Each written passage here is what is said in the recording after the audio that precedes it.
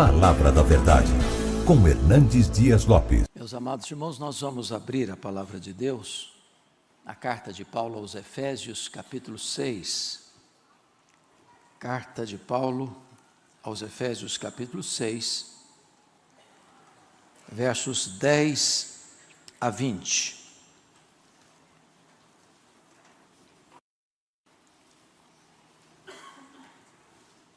Esse texto diz assim: quanto ao mais, sede fortalecidos no Senhor e na força do seu poder, e revesti-vos de toda a armadura de Deus, para poderdes ficar firmes contra as ciladas do diabo, porque a nossa luta não é contra o sangue e a carne, e sim contra os principados e potestades, contra os dominadores deste mundo tenebroso, contra as forças espirituais do mal nas regiões celestes.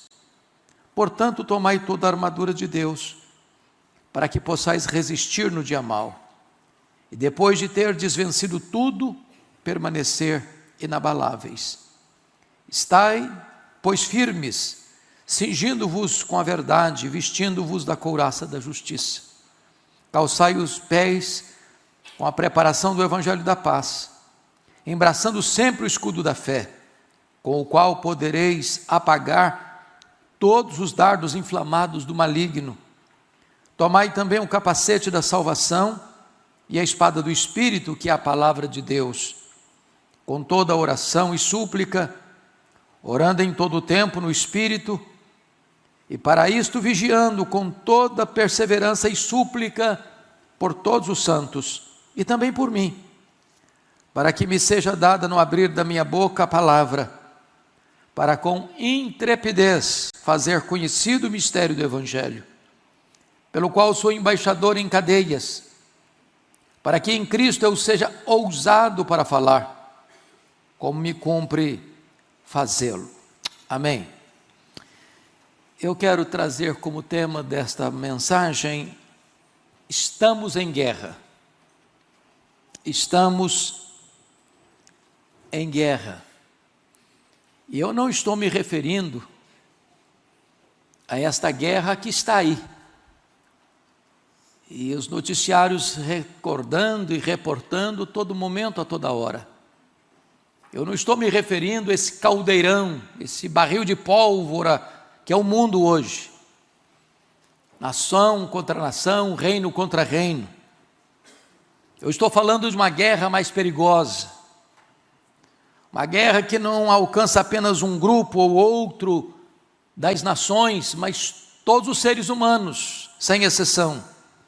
Uma guerra mais renhida, de consequências mais danosas, onde não há campo neutro. Nós estamos em guerra, uma guerra espiritual. E quando você fala de guerra espiritual, há dois perigos gravíssimos que precisam ser evitados nessa batalha.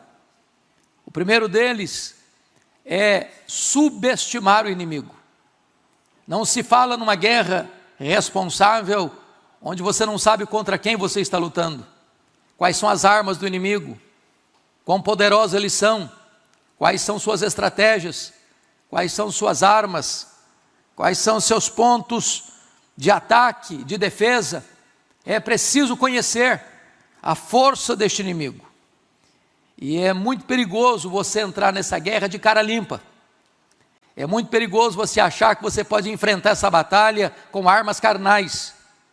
É muito perigoso você não entender contra quem você está lutando ou subestimar o poder deste inimigo que você precisa enfrentar. Subestimar o inimigo é um risco fatal. Talvez um dos grandes, dentre tantos prejuízos que o chamado movimento de batalha espiritual trouxe, distorcendo a verdade, é que muitos olharam para o inimigo como se fosse uma formiga inofensiva e começam a falar palavras e gracejos que não têm qualquer amparo nas Escrituras. A Bíblia diz que nós não podemos subestimar o poder do inimigo. A Bíblia diz que nós precisamos nos acautelar e vigiar, porque este inimigo é terrível. Ele é poderoso, ele é maligno, ele é assassino, ele veio para roubar, para matar, para destruir. E precisamos de armas espirituais poderosas em Deus, para destruir fortalezas e anular sofismas. Então este é o primeiro perigo que precisamos evitar. Mas há um segundo perigo, que é o perigo de superestimar o inimigo. É de achar que ele está no mesmo nível de Deus, como se o diabo fosse uma espécie de páreo para Jesus. Na verdade, o nosso Deus é único, é incomparável. Nós não estamos falando de um Deus caído, estamos falando de um anjo caído. E então, em muitos lugares se fala mais no diabo do que em Jesus. O diabo tem até microfone. E as pessoas começam a falar mais dele do que do nosso glorioso Redentor. Este é um extremo perigoso que nós não podemos nele cair. Mas Paulo, ao tratar desta matéria, no final desta epístola, considerada a rainha das suas cartas, a carta mais eclesiológica das cartas paulinas, ele vai nos mostrar primeiramente contra quem não é a nossa luta. E peço que você leia comigo o verso 12, onde ele clareia esse ponto. Vamos ler juntos, por gentileza? Porque a nossa luta não é contra o sangue e a carne, e sim contra os principados e potestades, contra os dominadores deste mundo tenebroso, contra as forças espirituais do mal nas regiões celestes. Agora eu quero que vocês leiam de verdade comigo.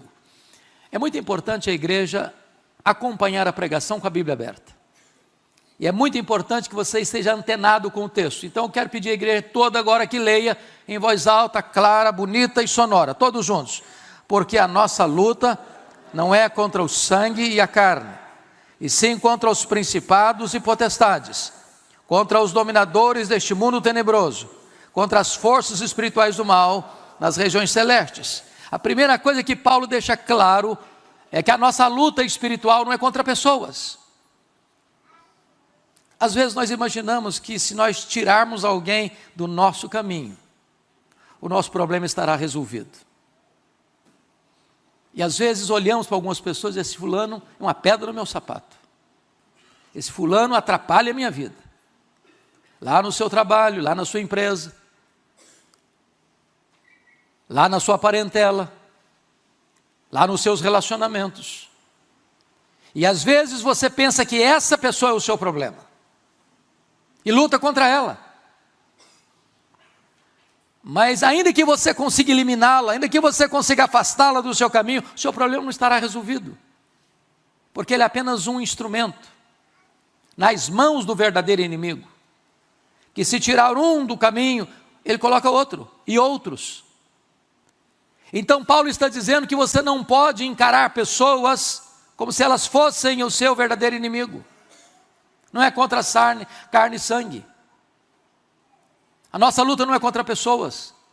Seu problema, portanto, não é seu marido, sua mulher, seu pai, sua mãe, seus filhos, seu sogro, sua sogra, seus cunhados, seus parentes, seus vizinhos, seu sócio, seus colegas de trabalho. Não são seus concorrentes. Se entrarmos por aí, nós já estaremos derrotados, porque não entenderemos quem de fato é o inimigo. Mas notem comigo que Paulo agora vai dizer contra quem então é a nossa luta. E antes de voltar ao versículo 12, leia comigo em voz alta o verso 11, por favor. Vamos juntos. Revesti-vos de toda a armadura de Deus, para poderes ficar firmes contra as ciladas do diabo. E aí ele nomina, aí ele define quem é o inimigo. É o diabo. E no verso 12, seus agentes. E a pergunta é quem é esse ser? E a Bíblia define como maligno, como ladrão, como pai da mentira, como assassino, como Abadom, Apolion, destruidor, como aquele que veio para destruir, para matar, para roubar. A Bíblia o chama de antiga serpente, o dragão, aquele que é o Deus desse século, é o príncipe da potestade do ar, é o espírito que agora atua nos filhos da desobediência. É contra este inimigo terrível, maligno, que é a nossa luta. Mas notem comigo, meus amados irmãos, que no versículo 12, ele vai trazer para nós uma espécie de hierarquia do mal. John Mackay foi presidente do Princeton, tratando deste texto, no seu comentário aos Efésios, diz que nós encontramos aqui a ordem da desordem. O inimigo não é tão tolo a ponto de ser desorganizado. Ele tem uma ordem de comando. Estamos falando de guerra. E então tem o chefe desta horda maligna, que é o diabo. E então nós temos principados, potestades, dominadores deste mundo tenebroso e forças espirituais do mal. Nem todo nível de batalha espiritual tem o mesmo grau de resistência. O Dr. Mark Lloyd Jones, no seu belíssimo livro O Combate Cristão, tratando desse texto, diz que há demônios e demônios. Há momentos em que uma batalha espiritual, até num campo de uma possessão, por exemplo, pode ter uma resistência menor. Há outros momentos que a resistência é maior. E quando os discípulos não puderam enfrentar uma situação e não conseguiram lograr êxito na libertação de um menino, perguntaram para Jesus: por que nós não podemos? E Jesus respondeu: esta casta não sai senão com oração e jejum. Então é necessário entender que existe uma horda do mal, de forças do mal, que se opõem a nós, que nos atacam, que nos espreitam, que colocam situações adversas no nosso caminho. E não podemos subestimar esses perigos, ou melhor, não podemos enfrentar esses inimigos de cara limpa, com armas carnais. Precisamos de armas poderosas em Deus para destruir fortalezas e anular sofismas. Mas ainda chama a atenção dos irmãos ao afirmar que este inimigo, ele é maligno, porque notem vocês no verso 12 que ele fala dominadores deste mundo tenebroso. Deste mundo tenebroso. Agora para um pouquinho comigo para perguntar, você tem dúvidas de que nesse mundo tenebroso, nesse sistema posto no maligno, as coisas são de fato trevosas? O submundo disso, o laboratório de todas as ideias, de todos os conceitos distorcidos, de todas as ideologias diabólicas, de todas as filosofias perniciosas, de todo o joguete nas mãos desse inimigo para perturbar, para confundir, para escravizar as pessoas. É um mundo tenebroso. Não há dúvidas, meus amados irmãos, que ideologias malignas são gestadas não apenas no coração de um homem perverso, mas inspiradas por espíritos demoníacos. Não há dúvidas de que a depravação moral que graça em nosso meio tem também inspiração maligna. Quando você abre uma Olimpíada, que é uma modalidade esportiva para o mundo todo, e se abre uma Olimpíada escarnecendo da ceia do Senhor, o que tem isso com a Olimpíada? A não ser uma tentativa de escarnecer da nossa fé, do cristianismo, daquilo que foi mais sublime no ministério de Jesus, que foi a inauguração da nova aliança em seu sangue, uma profanação. É claro que as pessoas fazem isso porque elas não conseguem ficar livres de Jesus. Não conseguem. O mundo odeia Jesus e vai odiar sempre. Mas precisamos entender que o que está por trás é muito mais do que mentes pervertidas moralmente. Há uma inspiração demoníaca.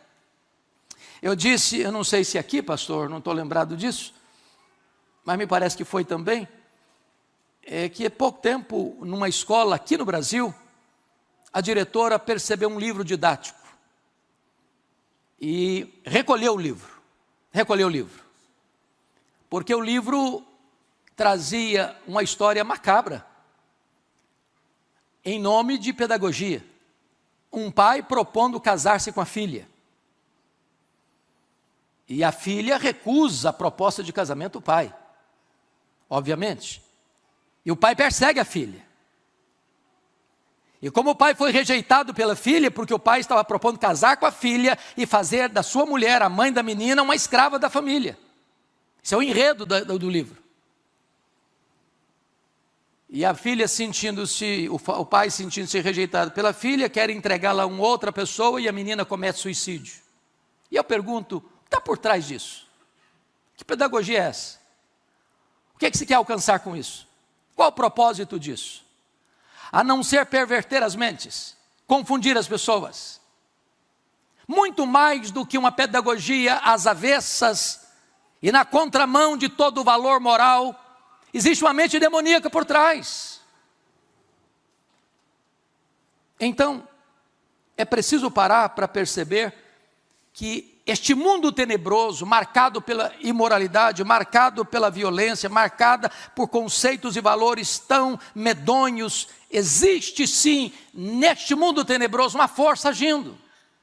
E quando você vai para a Escritura, você vai ver que essa batalha é muito mais do que você pensar numa possessão demoníaca, numa coisa mais horrível de se ver. Não, as coisas mais sutis. Por exemplo, lá em Lucas capítulo 8, versículo 12, Jesus fala do inimigo roubando a semente.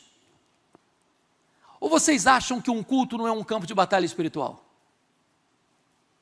Onde a palavra de Deus está sendo pregada. E de repente o inimigo vem e rouba a semente. A pessoa está aqui, mas não está. Ela está aqui, mas a mente dela está voando. Ela está aqui, mas a mensagem entra num ouvido e sai no outro. Ela vem à igreja e volta à igreja, e torna a voltar à igreja, e volta outra vez. E essa palavra nunca entra, essa palavra nunca toca, essa palavra nunca mexe com as estruturas. Porque o diabo está roubando a semente.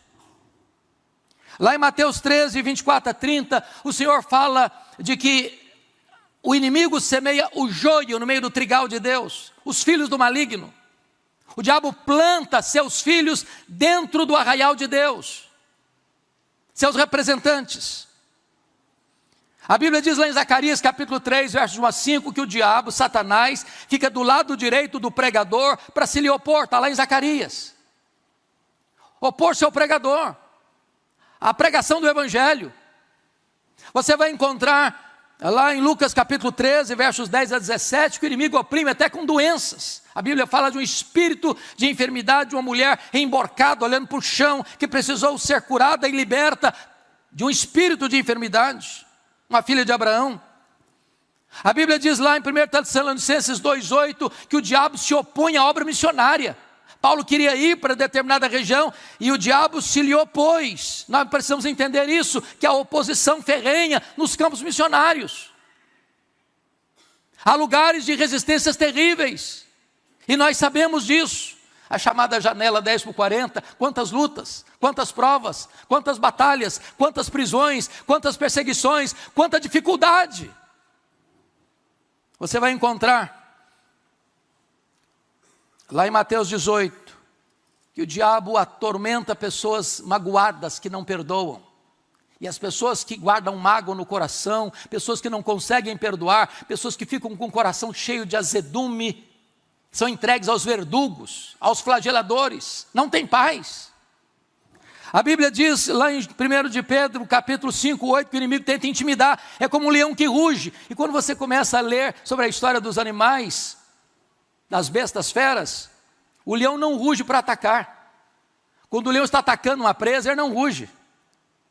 Ele ruge para espantar a presa, para fazê-la apartar-se do bando. E quando ela aparta-se do bando, então ele ataca. Ele é como um leão que ruge, tentando afastar alguém dos caminhos de Deus, tentando afastar alguém da comunhão da igreja, tentando afastar alguém da frequência regular à casa de Deus. E quando a pessoa fica vulnerável, ele ataca, para intimidar. É por isso que ele ruge.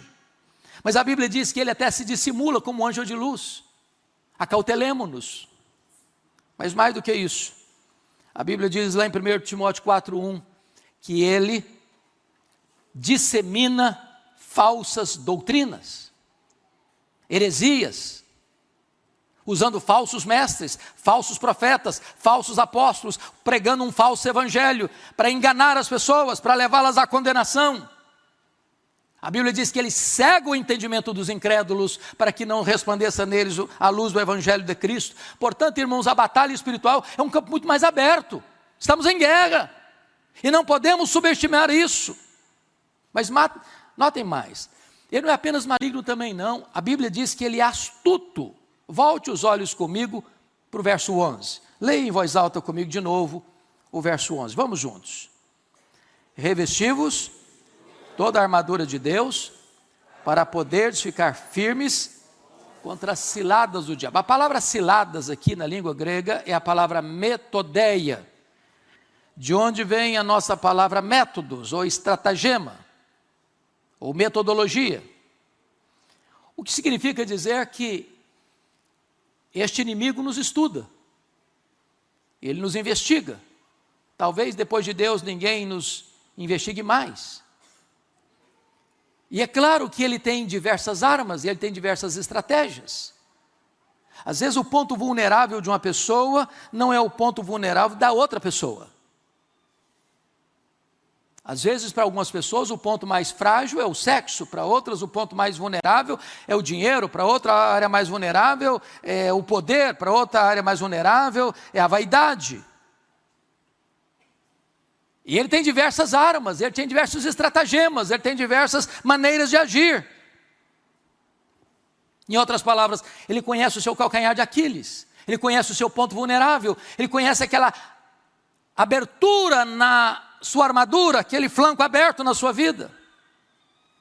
Mas notem comigo outra coisa. Volte os olhos comigo para o verso 13, e vamos ler juntos o verso 13. Vamos lá? Portanto, tomai toda a armadura de Deus, para que possais resistir no dia mau. Só até aqui. Para que possais resistir quando? No dia mau. E a pergunta para nós é esta: então existem dias bons e dias maus? O que Paulo está falando? Do que ele está tratando? E a resposta é que se você está pensando num aspecto de batalha, de guerra, e você já assistiu tantos filmes bons de guerra, você vai notar que nem sempre é a estratégia de um adversário lutar. Tem hora que se recua, tem hora que se recolhe, tem hora que você refaz as estratégias. E de repente, quando o inimigo imagina que não tem mais luta, ou que o inimigo já se afastou, se recolheu, então vem um ataque frontal, avassalador. E na vida espiritual não é diferente. E vocês são testemunhas disso. Você para pensar na sua vida agora, naquele momento em que você relaxou um pouco. Você arriou as armas. Você estava numa época de folga, de tranquilidade, sem nenhuma pressão, tudo indo bem na sua vida. E você começou a se afastar um pouco, já não lia tanta Bíblia mais, já não orava tanto mais, já não era tão frequente mais a casa de Deus. Parecia que estava tudo bem, que você até tirou férias de Deus. Aí de repente, um combate terrível, um ataque frontal, calibre pesado em cima de você, armas terríveis em cima de você. É o dia mau, é o dia mau. Então, muito cuidado, porque este inimigo age sob pressão.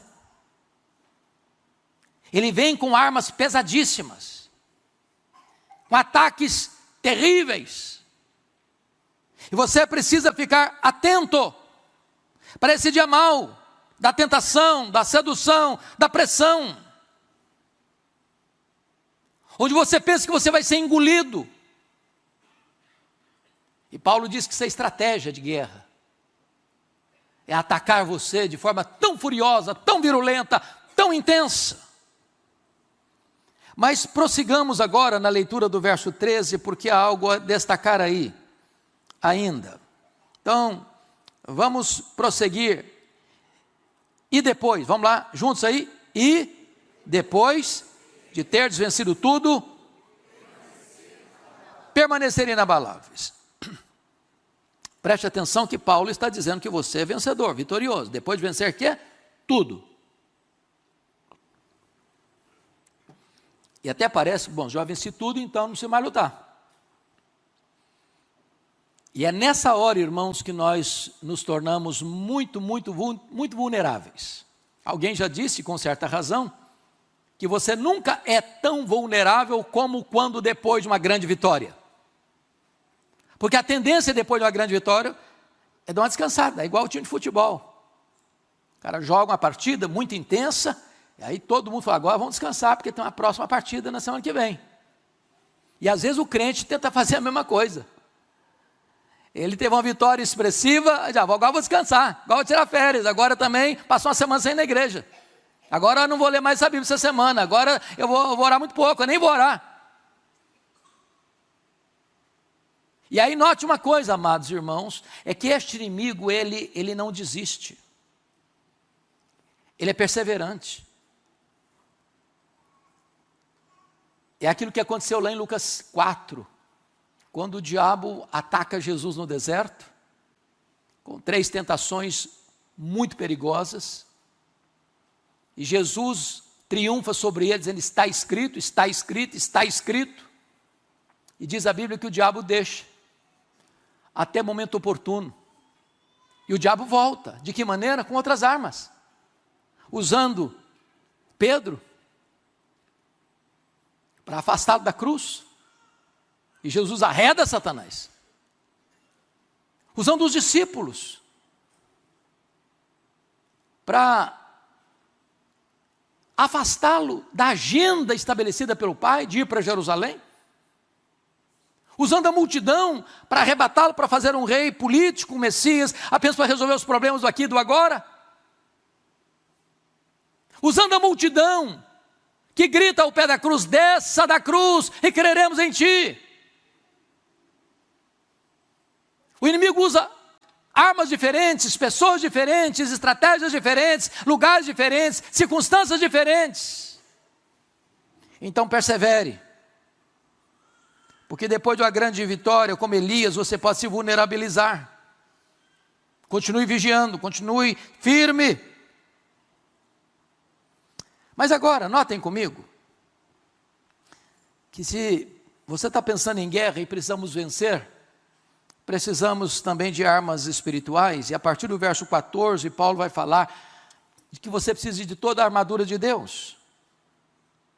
Versículo 11, revesti-vos de toda a armadura de Deus. E a partir do verso 14 já começa a descrever a armadura. Primeiramente você precisa estar cingido, completamente tomado, envolto pela verdade. E a verdade é a palavra de Deus. É preciso conhecer a palavra, meus irmãos, é preciso conhecer a verdade. Não adianta você saber a citação do texto, você tem que ler o texto. É por isso que didaticamente, pedagogicamente, é tão importante que na hora do culto você repita o texto, porque você está lendo, você está proferindo, você está ouvindo, e você precisa internalizar essa verdade. Mas notem mais, versículo 14, vestindo-vos da couraça da justiça. Essa couraça cobre todo o peito. E a não ser que você esteja debaixo da justiça de Cristo, por causa do sangue de Cristo, você não pode enfrentar essa luta vitoriosamente. Versículo 14, estai pois firmes, cingindo-os com a... Versículo 15, calçai os pés com a preparação do evangelho da paz, a não ser que você esteja firmado neste evangelho da paz, que reconciliou-nos com Deus, não há esperança de vitória. Versículo 16, embraçando sempre o escudo da fé, com o qual podereis apagar todos os dardos inflamados do maligno. Vamos entender um pouquinho isso aqui. Esse escudo da fé era o escudo que cobria você, o corpo inteiro. E o dardo inflamado, você já viu, as guerras daquela época eram guerras com flechas, com fogo. E então o soldado pegava o seu escudo e aquela flecha batia nesse escudo e se apagava. E a pergunta é, o que são esses dardos inflamados do maligno? Eu gosto da explicação do Dr. Mark Lloyd Jones. Ele diz o seguinte, o dardo inflamado do maligno é aquele pensamento que povoa a sua cabeça ou passa pela sua cabeça mas não é o que você crê, não é o que você quer, não é aquilo que você pensa, não são os valores que você adota. Deixa eu fazer uma pergunta muito honesta para você. Você já ficou escandalizado com você mesmo alguma vez? Ou isso só acontece comigo? Vocês são mais crentes do que eu. Você já pensou alguma coisa e diz, meu Deus, não sou eu que estou pensando, não é possível. Eu não creio nisso, eu não quero isso, eu não aceito isso. Então Mark Lloyd Jones diz o seguinte, qualquer pensamento que passe pela sua mente, que não é seu, não é o que você crê, isso é um dardo inflamado do maligno. Como dizia Lutero, você não pode impedir que um pássaro voe sobre a sua cabeça, mas você pode impedir que ele faça ninho na sua cabeça. Não acolha esse pensamento, não nutra esse pensamento, não cultive esse pensamento, porque pode destruir você. É como uma seta venenosa, é como um dardo inflamado do maligno. É o escudo da fé. Quando você vier esse pensamento, você diz, não é isso que eu creio, não é isso que eu aceito, não é o que a palavra de Deus diz, eu rejeito esse tipo de pensamento para mim. É o escudo da fé. Mas prossiga. E ele diz assim, versículo 17, tomai também um capacete da salvação, ou seja, a palavra de Deus, a salvação dada pelo próprio Deus, precisa ser o seu capacete, tem que estar na sua cabeça, na sua mente, no seu coração, o tempo todo. Você está salvo pela graça. O diabo vai dizer, não, você não está salvo coisa nenhuma, não, você não é filho de Deus coisa nenhuma, não, você não tem salvação coisa nenhuma, pois você precisa ter isso na sua mente, na sua mente, na sua mente, a salvação dada por Deus.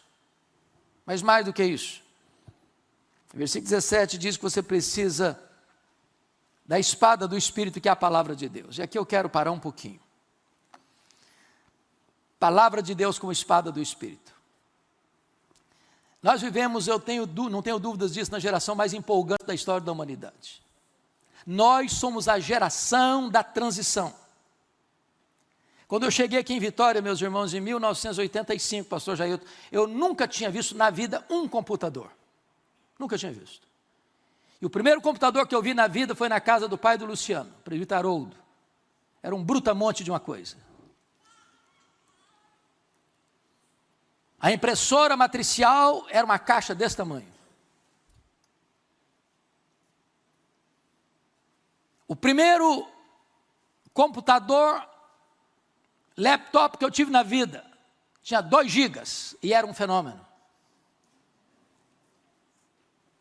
2 gigas. E eu fui para os Estados Unidos fazer meu doutorado com um computador de 2 gigas. Lá pelas tantas, ele deu uma confusão, não tinha mais conserto. Um querido irmão aqui da igreja mandou uma oferta, eu comprei um computador novo. Há bem recentemente, quando você falava em telefonia, eu me lembro que a gente comprava telefone fixo para alugar, que era um negócio maravilhoso. Renda. Hoje você vai comprar um telefone, você quer um telefone de 450 gigas, 456 gigas, 1 tera, porque não quer nada menos que isso. Nós vivemos uma geração que tem o poder de ter a Bíblia, irmãos, no nosso telefone celular, nas mais diversas versões.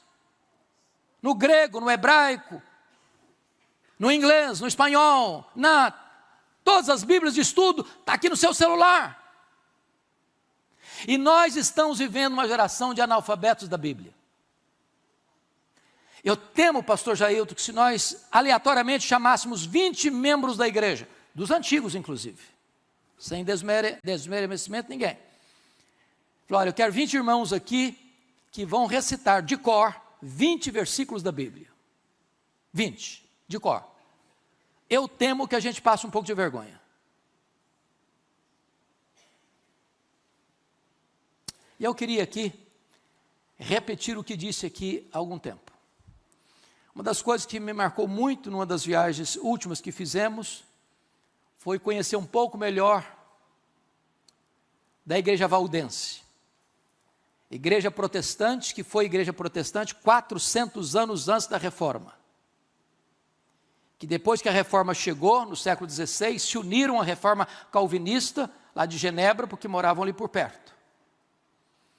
Pedro Valdo, fundador, era um comerciante rico de Lyon, na França, em 1173. E ele usa a sua riqueza para traduzir a Bíblia e usa a sua riqueza para fazer cópias da Bíblia.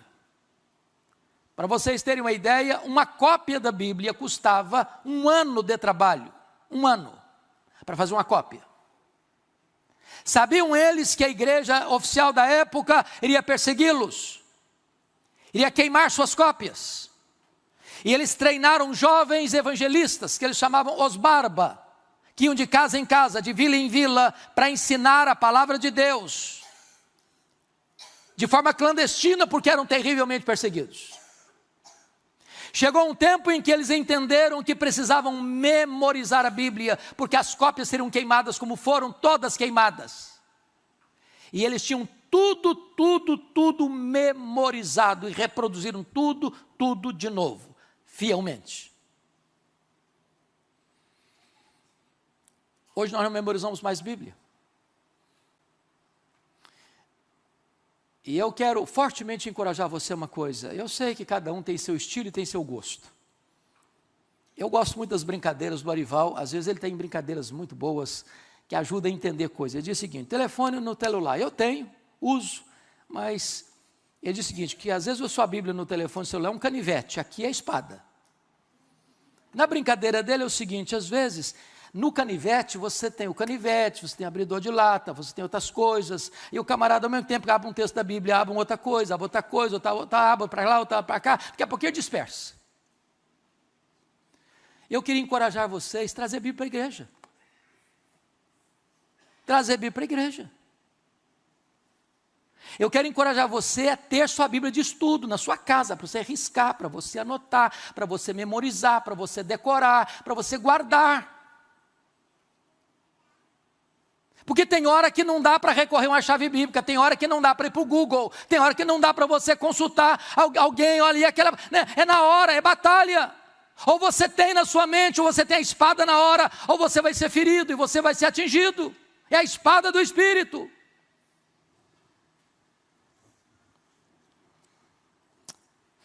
Mas terminando, Paulo diz aqui que você precisa de uma outra coisa.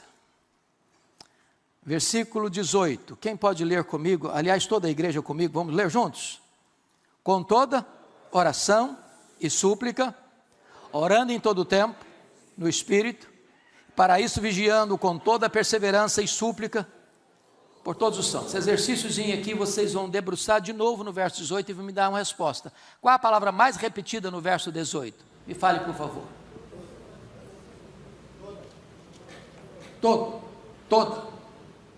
Toda oração, todo o tempo no Espírito, toda perseverança, todos os santos. Então preste atenção nisso aqui. O tempo da oração. Com toda a oração e súplica orando em quando? Todo o tempo. Qual a natureza da oração? É oração e súplica. Qual a esfera da oração? No Espírito. Qual a vigilância da oração? E para isto, vigiando, com toda a perseverança. Qual o alcance da oração? Por todos os santos. O que Paulo está ensinando é que você põe toda essa armadura, a armadura de Deus, sem deixar nenhum flanco aberto. Mas tudo isso precisa, nessa batalha espiritual, ser regado por oração, oração, oração, oração. Dependência de Deus. Totalmente. Mas eu quero concluir dizendo que nós precisamos, para vencermos essa batalha, do poder de Deus. Então, olhe comigo, por favor, o versículo 10. Vamos juntos? Quanto ao mais, sede fortalecidos no Senhor, na força do seu poder. Meus irmãos, nós somos fracos, vulneráveis, muito frágeis. Nós não podemos entrar nessa luta fiados na nossa própria força, na nossa própria capacidade, na nossa própria experiência. Nós precisamos do poder de Deus, do revestimento do poder de Deus. Não há cristianismo sem poder. O reino de Deus é poder. Quando a igreja está sem poder, Jesus abre um suspiro de angústia, de dor. Ó geração incrédula e perversa, até quando vos suportarei? Se você e eu estamos sem poder, não é porque não há poder, é porque nós não estamos buscando este poder, porque toda a suprema grandeza do poder de Deus está à sua, à minha, à nossa disposição. Eu preciso desse poder. Para que eu preciso desse poder? Paulo vai responder no versículo 19, e eu gosto do apóstolo Paulo, porque ele não é apenas um homem que prega sobre oração, ensina sobre oração e ora, mas é um homem que crê no poder da oração e pede oração. Você pode ler o versículo 19 para mim, comigo, por gentileza? Vamos juntos? E também por mim, para que me seja dada, no abrir da minha boca, a palavra, para com intrepidez fazer conhecido o mistério do Evangelho. Leia o 20 também. Pelo qual sou embaixador em cadeias, para que em Cristo eu seja ousado para falar, como me cumpre fazê-lo. Duas coisas em destaque aqui. Paulo, irmãos, o grande apóstolo, está pedindo oração porque ele precisa de poder, de intrepidez, para pregar, para pregar. Me permita dizer isso, pastor Jailton. Eu estou convencido disso, que nós precisaríamos nos preparar melhor para virmos à casa de Deus. E o que significa nos preparar melhor? Poderíamos orar mais pelo culto, orar pelas pessoas que vêm, orar pelos visitantes, orar para que alguns nós sejam desatados, orar para que Deus dê intrepidez ao pregador, para que Deus revista o pastor, porque quando há púlpitos sem poder, é porque existem bancos vazios de oração. Eu não tenho dúvidas de que se nós orássemos propositadamente, intencionalmente pelo culto, pelo pregador, nós teremos cultos mais dinâmicos, mais vivos, mais cheios da graça, com a palavra mais fortemente atingindo os corações. Isso levou o Charles Haddon Spurgeon, que foi o grande pregador do século XIX, a afirmar que a reunião de oração da sua igreja, ficar debaixo do púlpito na hora do culto, era a grande usina de poder que ele tinha para pregar a palavra. Igreja sem oração é igreja sem poder. E nós não podemos pregar a palavra com poder e com intrepidez, a não ser que nós sejamos revestidos com este poder que vem por meio da oração. O que eu acho interessante, eu termino aqui, é que Paulo diz, pelo qual eu sou embaixador em cadeias, pelo Evangelho, eu sou embaixador em cadeias, para que em Cristo eu seja ousado no falar, como cumpre fazê-lo. Eu fico imaginando Paulo, chegando em Roma, preso, algemado, talvez com o coração um pouco apertado, meu Deus, eu queria tanto ir para a Espanha, eu queria tanto passar um tempo com a igreja, eu queria tanto ministrar a igreja de Roma, e agora ele vai para uma prisão, e ele está pedindo oração, para que Deus lhe dê intrepidez, porque ele é um embaixador em cadeias. E de repente diz lá em Filipenses capítulo 1, que ele está preso em Roma, e toda a guarda pretoriana toma conhecimento das suas cadeias em Cristo. E de repente esse camarada começa a perceber que aquele era o campo missionário dele, que aquela era a igreja que ele devia pregar, que aquele era o cenário onde ele deveria falar com muita intrepidez. E em 2 anos que ele ficou ali, toda a guarda, não a metade da guarda, não 80% da guarda, que eram 16 mil soldados de escol, toda a guarda pretoriana foi evangelizada. E quando ele escreve a sua carta aos Filipenses, no capítulo 4, 22, ele diz, os santos vos saúdam, especialmente os da casa de César. O campo missionário foi aberto, e Deus lhe deu intrepidez para pregar. E eu quero encorajar vocês, amados, para nós orarmos pela igreja, orarmos pelos pregadores que Deus levanta nesse púlpito, para que eles sejam revestidos com o poder do Espírito Santo, para que no abrir da nossa boca haja virtude do Espírito Santo, e corações se rendam, corações se dobrem, e a palavra de Deus prevaleça, e a batalha seja ganha no poderoso nome do Senhor Jesus Cristo. Vamos orar, queridos. Fique em pé, por gentileza, para buscarmos a Deus em oração. Deus, nós precisamos da Tua graça, do revestimento do Teu poder. Estamos em guerra, Senhor, e a Tua palavra que diz. Mas nós não podemos entrar nessa batalha, Deus, fiados em nossa força. Precisamos do revestimento do Teu poder. Precisamos ser cobertos de toda a Tua armadura. Precisamos, Deus, de entender contra quem não é a luta e contra quem é a luta. Precisamos de sabedoria e discernimento para entendermos as estratégias do inimigo e sabermos que Tu és o Deus que nos conduz em triunfo, porque a nossa vitória já foi ganha na cruz do Calvário. Jesus Cristo já esmagou a cabeça da serpente, Ele já expôs os principados e potestades ao desprezo, e agora, Senhor, reveste-nos do Teu poder e dá-nos, meu Deus, força e graça para entrarmos nessa luta, não como derrotados, mas como mais que vencedores em Cristo Jesus. Sustenta a Tua igreja, fortaleça a Tua igreja, é a nossa oração em nome de Jesus. Amém.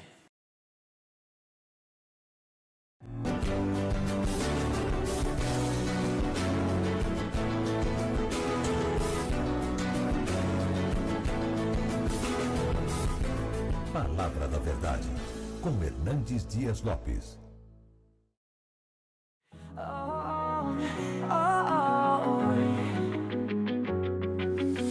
In the dark where shadows play, heartbeats echo in dismay. Lost the map to yesterday, words too sharp to ever say.